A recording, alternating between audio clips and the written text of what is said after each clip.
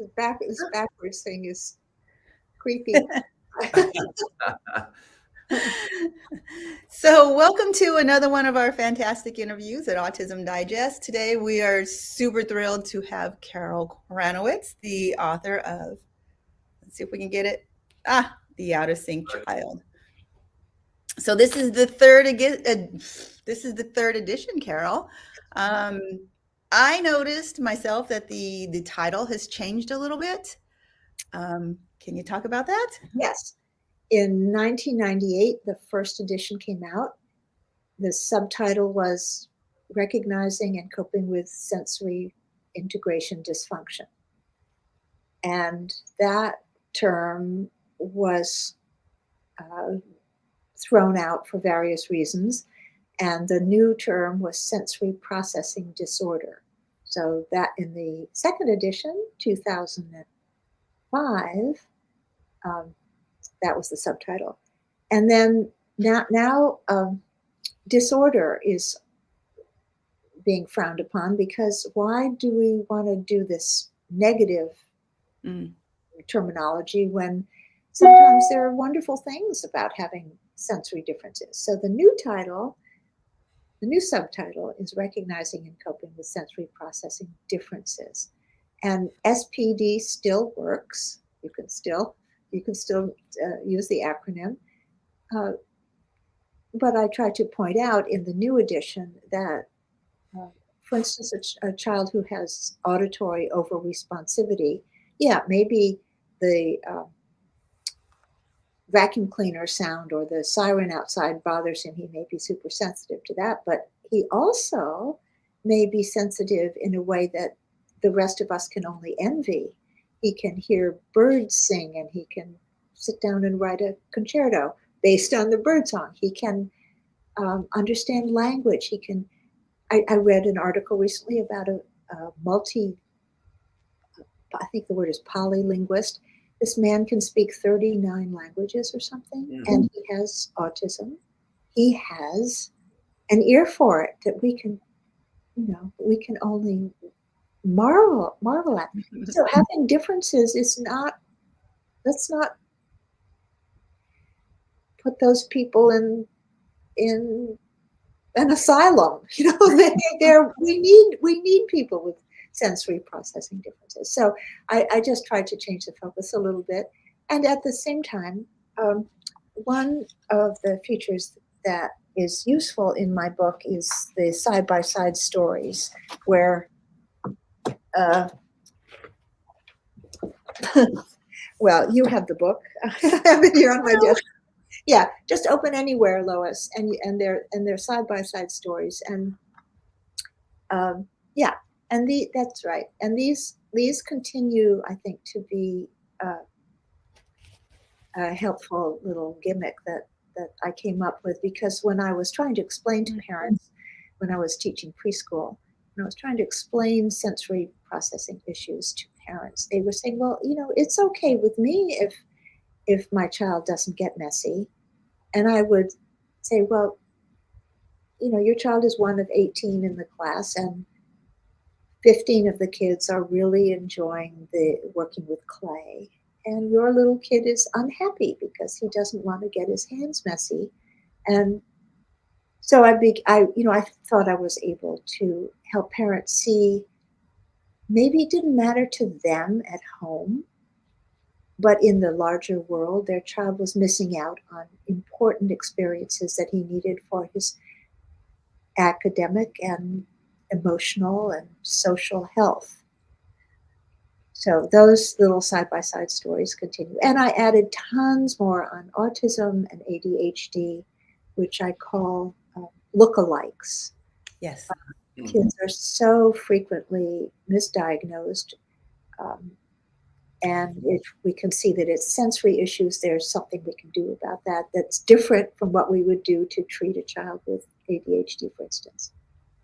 Correct. That misdiagnosis, Matthew and I, we have a autism specific speech and language clinic, and we just see all kinds of diagnoses all over the place. And then of course the parent has their pet theory about what's going on, and the teacher has their pet theory about what's going on, and to get accurate diagnosis so that you can treat accurately. It's important Absolutely. to yes. Yeah, I think that's one of the most important pieces of just getting a diagnostic label correct. It's not just so you can label someone, it's so you can make sure that they're getting the right types of services or supports, not so you can just bind someone in a set of limited expectations. Yeah, So, yeah, that's right. That's right. Right. I remember a pediatrician saying to me, when you hear hoofbeats, look for a horse, not a zebra. So, if I brought my baby to the pediatrician and my baby had a fever and a sore throat, it was probably a cold and it would pass. It wasn't cancer. It wasn't chickenpox or something. The problem is that SPD is the zebra. So you look at a child who's fidgety and inattentive and um,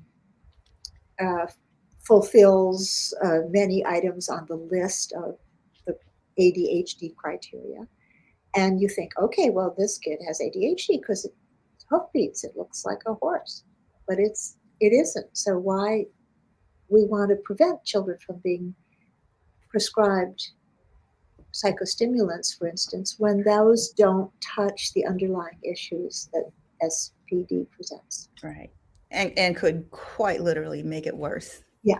Make it a lot worse. So, Carol, I told you before that I've gone to your conferences. I'm a big fan. And a few years back, we were kind of deciding if sensory processing was even a thing. And I was trying to process it in my mind, what it actually was. And you gave this beautiful scenario where if you just thought how you're doing the dishes in your mind, you're processing what you have to do that day. There's music playing and you're kind of sensory overwhelmed yourself. And then maybe your husband comes by and touches your shoulder and you go like this. And you say, don't do that. Where normally that's a wonderful thing and you love it. But if you're already so overwhelmed, something as small as a loving touch could send you into the prickly area. And at that point, I got it. I'm like, oh my gosh, yes, that does happen. Yeah, I think I was using that as an example of someone who might have tactile overresponsibility, who can handle it in the, this is a person who maybe doesn't love to hug and kiss and doesn't like unexpected touches, but can handle it and can get through the day fine. Mm-hmm. And then when the load is intense, there's this total load theory, which it comes from engineering, where bridges can only take so many heavy trucks, and the 10th heavy truck is going to make the bridge collapse.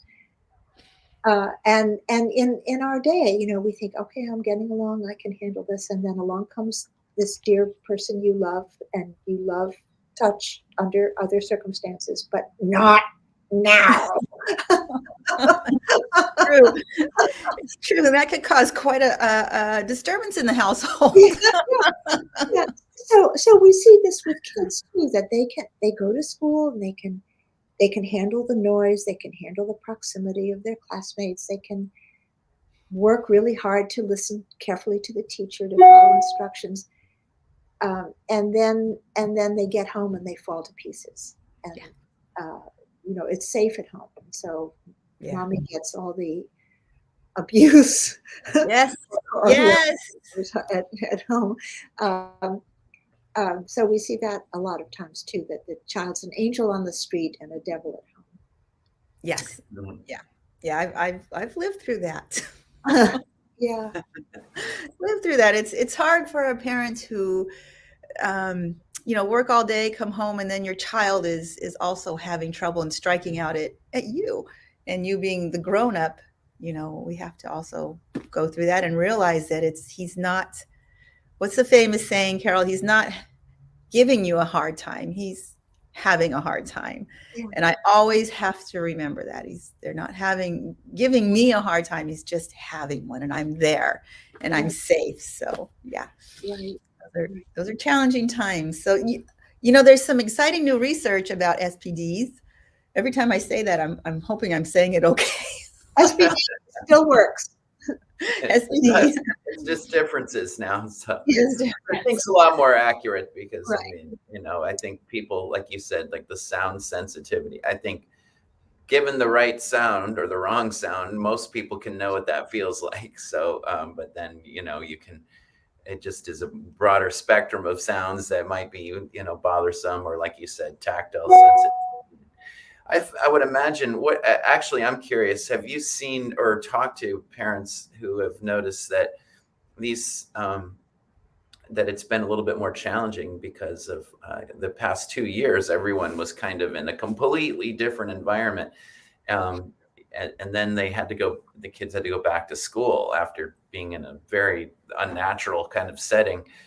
I'm curious to hear what people have reported about that. I've heard that it's been paradise for a lot of kids to be home because school is so hard for them. And so they're quite happy without all of the hubbub of being in a classroom. And so I've heard that it's an advantage for some, but it isn't really an advantage because, of course, we need our kids to socialize. Mm-hmm. Yeah.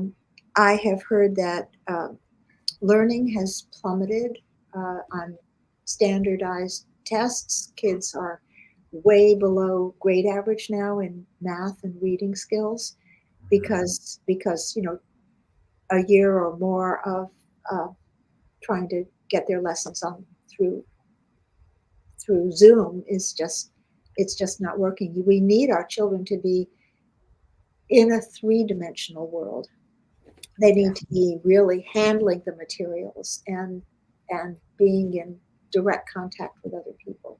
It's so fake right now I'd love to be in the same room with Lois and we'd be breathing together, and it would be so much lovelier. This is lovely, but it would be lovelier to be together. Yes. I've heard about a lot more families getting into homeschooling, and that's okay in many situations. But again, that socializing piece is so difficult. I don't know if I'm adding anything new. I'm sure you've heard these things. I can. I've wondered quite a bit about this too. I mean, if you just think about evolutionarily speaking, that people have developed to constantly cope with a variety of sensory input, degrees of it, tactile, auditory, visual, proprioceptive, and so on. And then they experience those in context in a variety of ways throughout their day. And then when that's been changed to most of the sensory input you're getting is coming from, maybe 12 to 18 inches from your face. So your sound localization systems aren't being activated. I mean, you're using your peripheral vision. That's not getting, there's so many things that are being changed in terms of sensory input when your world is just isolated to mobile technology. And of course, there's plenty of benefits to mobile technology, but in terms of your ability to integrate and develop and process sensory information, when that's what most of it is coming from, it makes me wonder what that will do to children as they mature, like how they're going to deal with this kind of. You summed it up beautifully. And I'm glad you mentioned that peripheral vision too. Of course, I'm opening my arms. You can't see in this narrow window, but everybody listening to this, just open your arms right now, and okay, and you should and wiggle your fingers, and you should be able. Well, I'm cheating because I can see my fingers wiggling on the screen. But you should be able to see your fingers wiggling with your arms straight out, so like 180 degrees.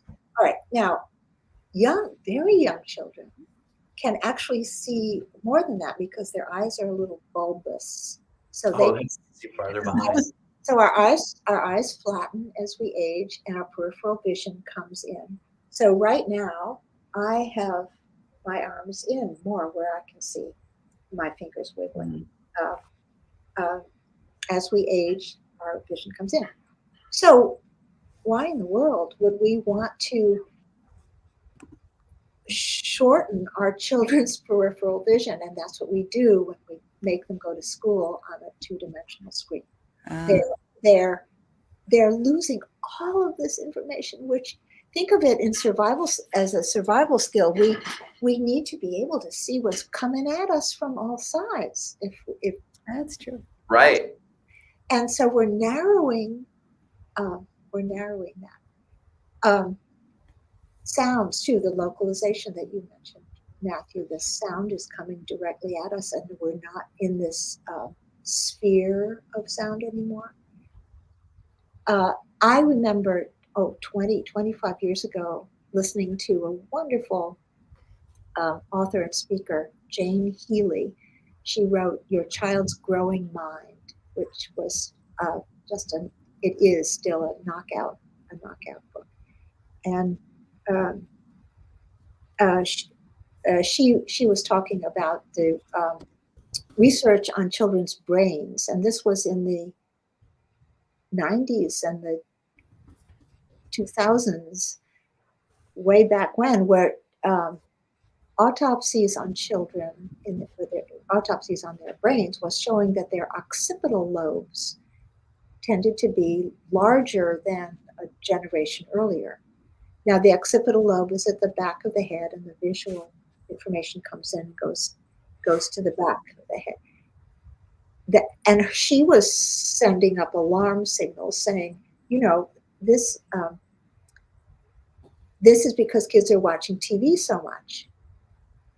They're getting a lot of visual information. Well, we need a lot of visual information, of course, but not at the expense of all of our other sensory information. So the temporal lobe was shrinking. There wasn't enough space in the cranium for other lobes that managed other sensory systems to develop, because so much was going into vision.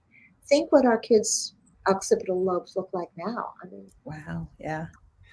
Yeah, and one of the things too about it that I wonder, we'll see over time is, in addition to just the actual occipital lobe, but the visual association area around the occipital lobe. So the place where you make connections to other sensory inputs. So the same thing with your temporal lobe.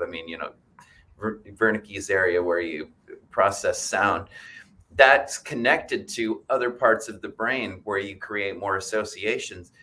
And when back to just mobile technology, especially a small screen, is that now you're not activating the type of cranial nerves for peripheral vision or eye movement, because you're just basically looking at a very small space. You're not really using much proprioception, so you're not really using too much of your motor strip. And so what type of what does the cortex look like where you're associating sensory input? So the auditory association area, your visual association area, your somatosensory area, all these extra parts of the brain. If you're not getting much stimulation there, it's going to atrophy, just like muscles. I mean, if you never if you're not working out, your muscles they're not going to be as healthy as if you're using them all the time. And I would imagine that sensory processing, sensory input is going to be impacted by that too. Much different than it ever has in the past. So what can we do about it? And what my mission is to get kids off the couch and away from the desk and get them outside if possible, because everything great happens outside. Yes. But just get them moving. And I do a little activity. I don't know, Lois, if you attended one of my presentations where I gave everybody paper plates. Did you get? Yes. Okay. Yes. Okay. I love that. Okay. My instructions are: draw a little picture on a paper plate of an activity or an experience you had as a child that you still love to think about, and draw a little picture and share it with your neighbor. And then I would ask 5 or 6 people in the audience to say what their pictures were. After this big buzz in the audience, people got really excited describing their childhood experiences with their neighbor. That was brilliant, Carol, too. I have to say that was brilliant during the conference. It really filled the room with positive energy. Yeah, thank you. Okay, and so then I could say, okay, we've heard from 5 people and there were 200 in the room, but I know something about your experiences. Raise your hand and look around the room if your experience was outdoors. And 99% of the people raised their hand. And there was this like, duh. And here's some other things that it was an experience where you were using 5 or 6 of your senses. Taste was the least, unless it was a cooking experience. Taste and smell were the least important, but all the others were involved somehow. And the point is that the more sensory systems we use in our activities, the more memorable it is, the more important it is, and the better it is for our health in every way. Okay, there was, I said, raise your hand if this was like timeless, like there was no clock on your experience, and all these hands would go up. You did it, you played kick the can with the neighborhood kids until it got dark, or until you played hide and seek instead. There was a natural conclusion. There wasn't a clock ticking. It was a social activity. Almost everybody drew a picture of doing something with family members or siblings or friends. There were a few loners, of course, but if you have 16 brothers and sisters, your paper plate picture is going to be you sitting on a rock all by yourself, of course. But the point was, you had some control. Your opinions were valued. You could say, let's change it this way. Let's do something else. Anyway, there are all these wonderful, healthy things were going on in this memorable experience.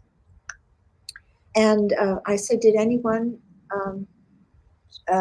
draw a picture of reading? Well, there were very few readers, even among those who loved reading. I said, did you draw a picture of watching television? No. Did you draw a pic? This was my final question. Did you draw a picture of school? No. Almost, I mean, a smidgen of people. And what was it at school that they drew a picture of? It was art.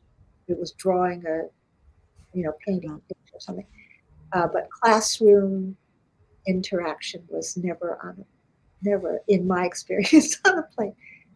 My point there was, okay, now let's picture that you're comfortable in a chair or on the couch at home, and you turn on the TV. You've got the remote there, so you can do it with your one thumb.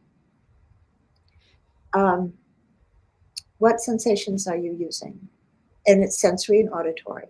You're not even using vestibular, sitting up. The 3 of us right now are using our vestibular system because we're upright. We're not leaning back. But the minute you recline like this, or even further back, you're giving up your vestibular system. You're letting gravity just weight you down. You're not using proprioception. You're not using interoception, which is your internal organs that activity will help keep them in good shape. I said you're using two sensory systems, and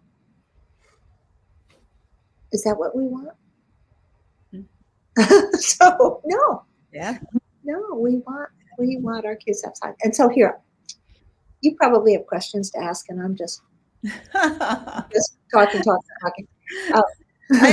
I'm really curious on some of the new brain research coming out. I know that you've been on top of that, and that's kind of very interesting to me because it all fits together. So yeah, and you both sound so knowledgeable about it.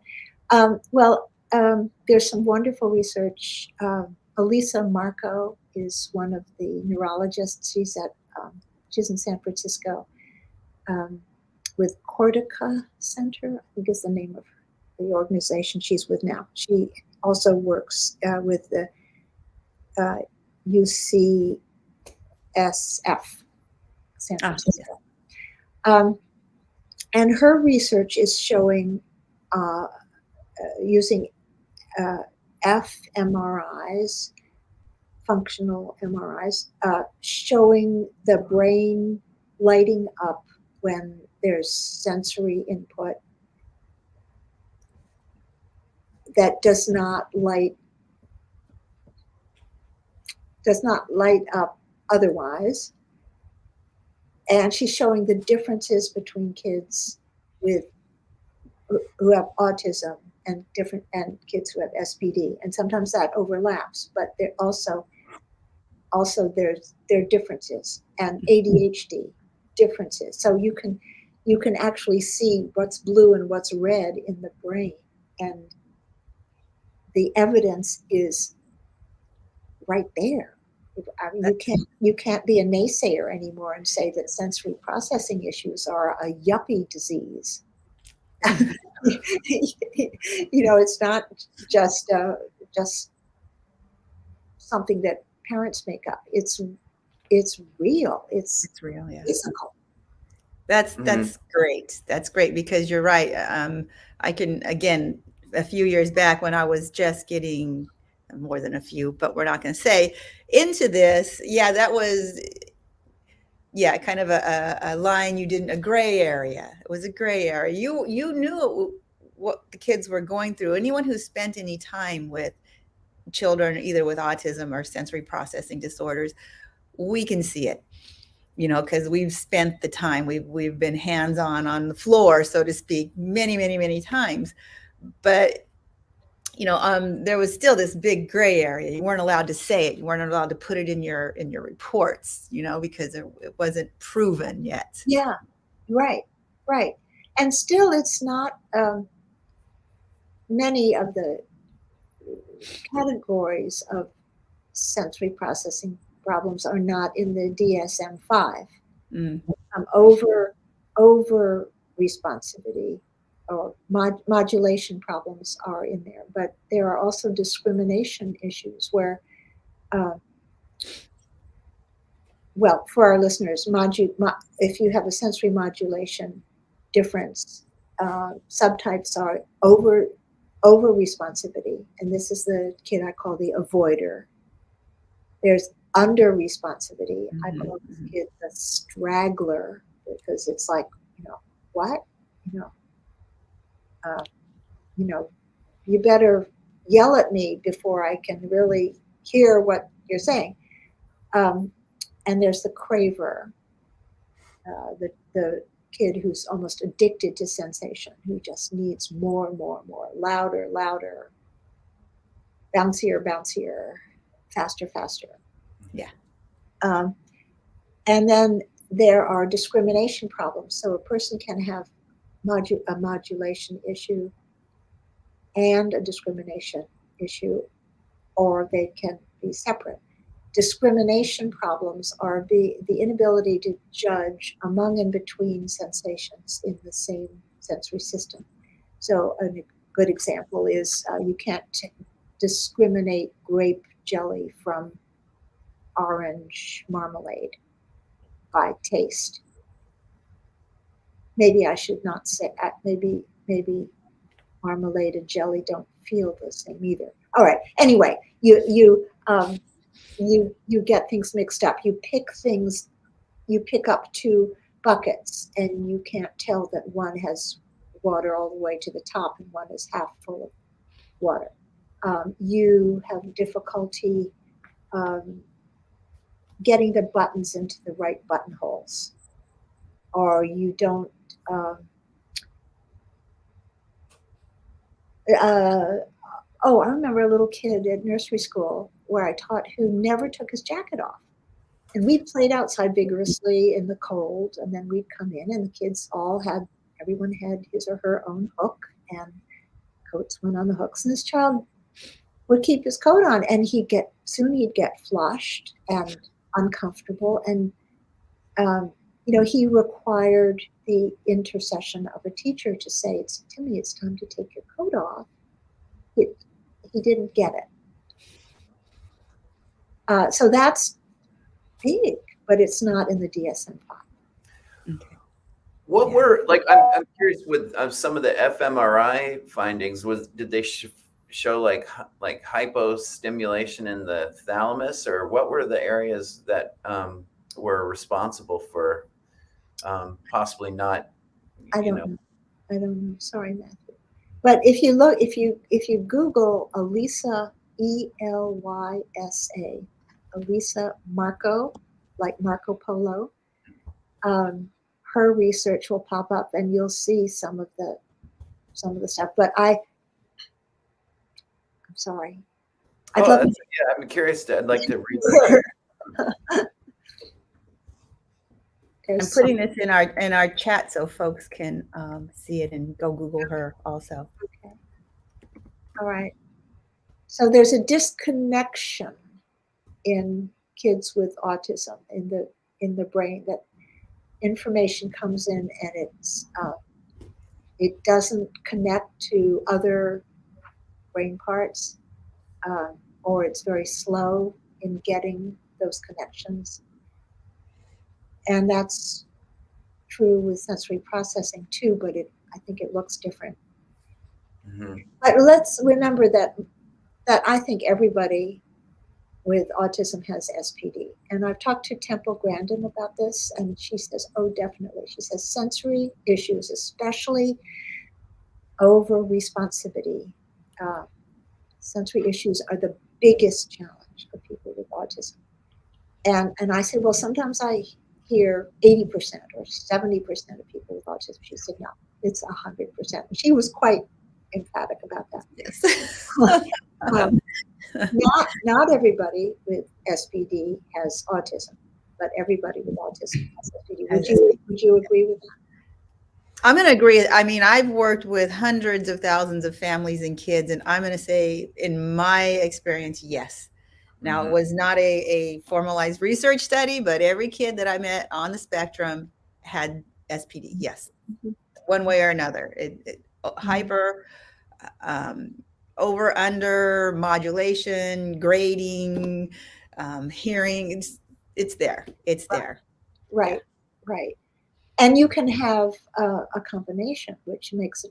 That makes it incredibly difficult, because yes, you're at any point in time in the day. Yeah. That's right. At 9 a.m, it can be one way. At noon, another. Yes.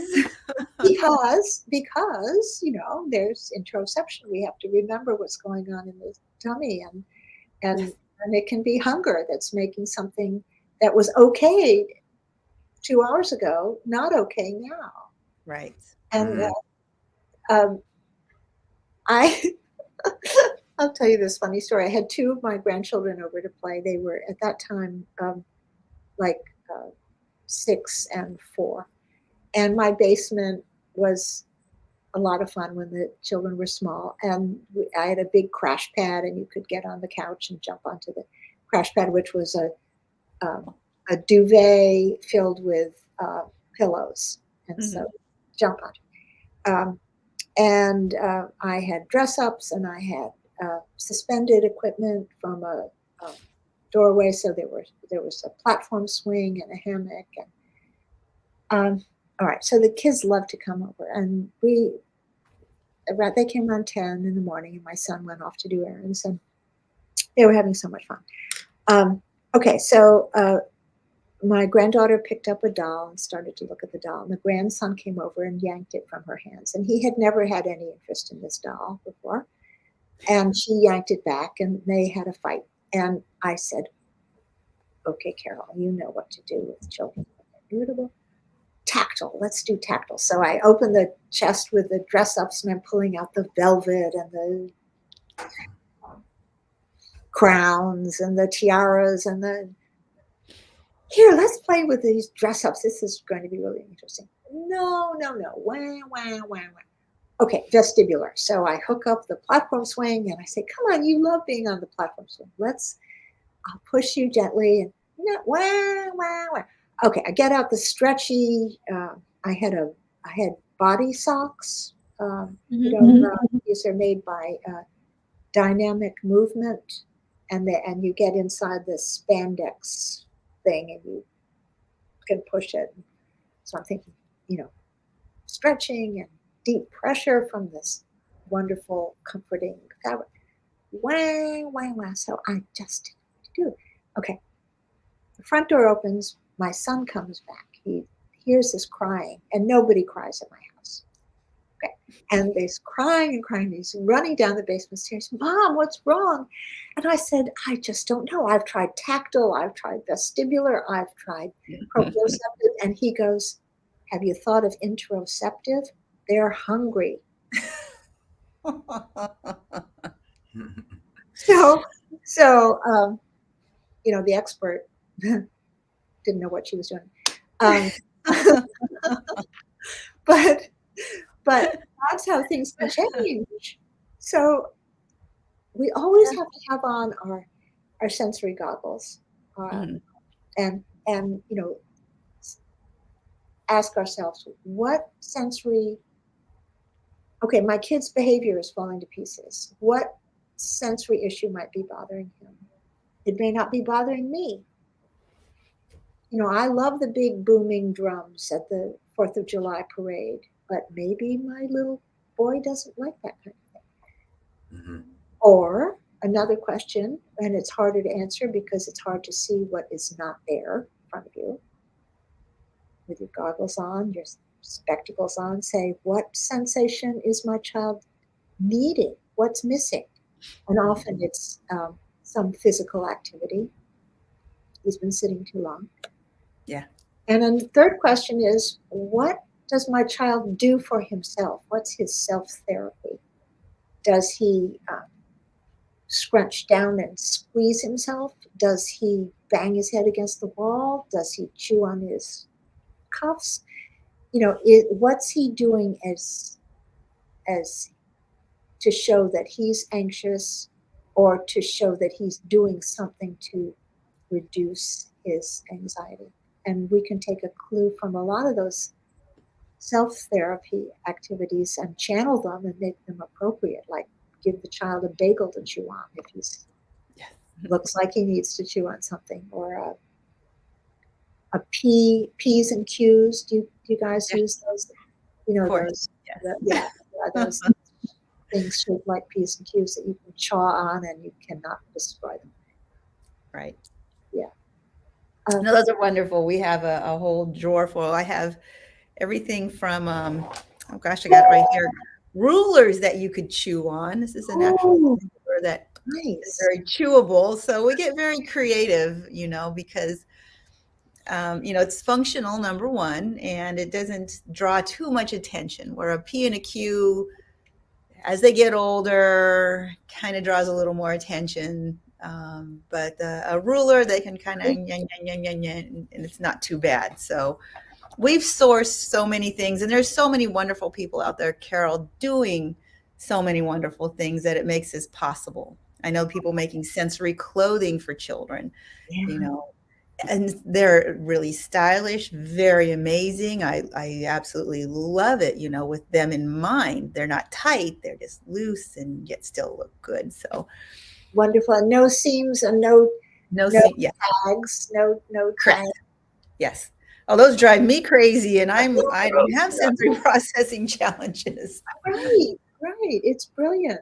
It's brilliant. Yes, Yeah, yes, so our listeners, if you Google sensory clothes, you'll get yes, yes. lots of sources. And There is lots of resources, and I can plunk them in afterwards also. So, so Carol, what's coming up next for you? What's are you hitting the road? Are you doing no, conferences? I'm not hitting the road. I'm COVIDing. I'm very cautious. I don't mingle. I wear a mask when I'm with other people, and I don't want long COVID, so I'm doing everything I can not to get it. And Zoom, fortunately, for 2.5 years, thank Yeah. goodness for. This is where I love two-dimensional screens because I have been able to meet with people through Zoom presentations. But I'm doing a couple of things. One of my books is The Good Enoughs Get in Sync, and this is Oh, my I love that. this is my fictional piece. Sensory World published this the first time in 2004. So I'm working on the fourth edition now because things keep changing, and I want to get sensory differences in here, and some terminology has changed. So this is about a family, and everyone in the family has a different, discrete sensory processing issue, and it's not so neat and tidy in real life, but I can do it in a book. Yes. Um, and I have one more book in me. No, actually, I have two more books.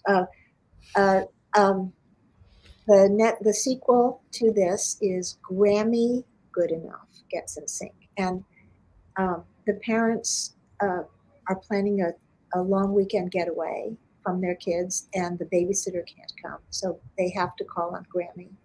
The kids love her, but they don't like her because she doesn't understand why they don't like to eat her famous muffins that have things in the muffins. And she's impatient with them because they do things that are quirky. Anyway, she spends the weekend with them, and by the end of the weekend, she's on the therapy ball and she's pureeing the applesauce, and she's realizing this is possible and works out fine, and she has sensory issues of her own that she finally acknowledges. So um, Sensory World will publish that, and I have a delightful illustrator who did the illustrations. Her name is Darrell Godfrey, and she did darling illustrations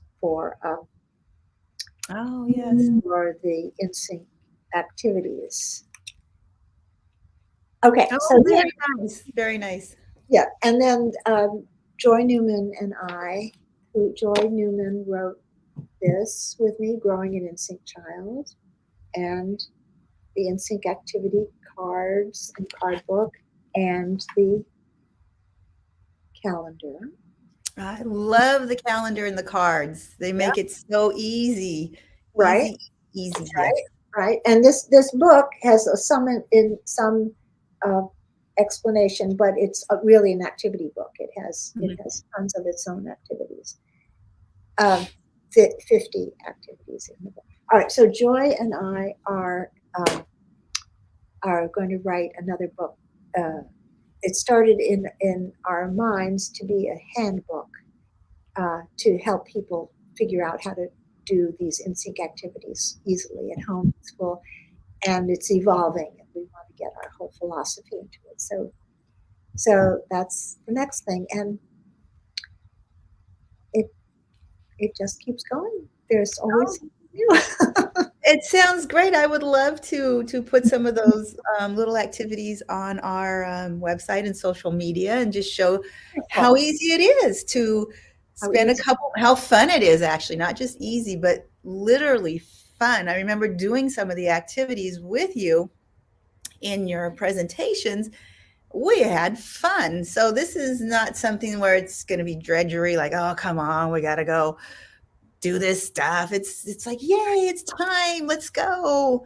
That's right. So yes, I would love to do that, and show the world that let's everybody do this, not just kids who quite possibly could need it or maybe not need it. Just do it. Just do Right. it. Just yes, and it's serious stuff having a child with special needs. Yes. I appreciate that, and it's emotional, it's mental, it's physical, it's tiring. And what I want to get parents to do is laugh a lot more with their kids, because we need laughter. We need the interaction of having fun, and kids are working pretty hard too every day. They're working very hard. So, Yeah. well, Carol, I want to thank you for coming by Autism Digest today and sharing what you've done, what you're going to do, and all these tips and stories. It's been fantastic. I love having you. We'll have you again soon. And I want to put up. Oh, sorry. No. I'm wonderful. I said, and I'm thrilled that you want to share some of the activities. We'll work out how I can get those to you, so you can post those. That's great. That would be fabulous. And I'm going to put up on the screen now the Out of Sync Child, what it looks like, 3rd edition, with a slight little change in the. It should say that came from the publisher. Whoops. Processing differences. Yes. So thank you so much. And also want to say that Carol does write for Autism Digest. So there's, oh my gosh, some fantastic articles I've been able to go past through all the years, Carol, and they're all wonderful, and they're all available on our website. Stop by. We're going to be blogging a lot of the older articles. And great. Yes. And people can find them also on my website, which is outofsyncchild.com.